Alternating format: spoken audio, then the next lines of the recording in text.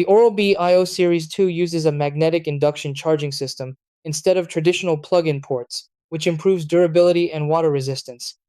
The brush connects to a magnetic charging dock powered by a universal voltage adapter, while a built-in lithium-ion battery stores the charge.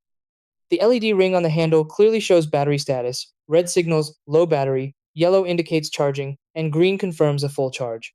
With an IPX7 waterproof rating, the design is safe for bathroom use and resistant to water exposure.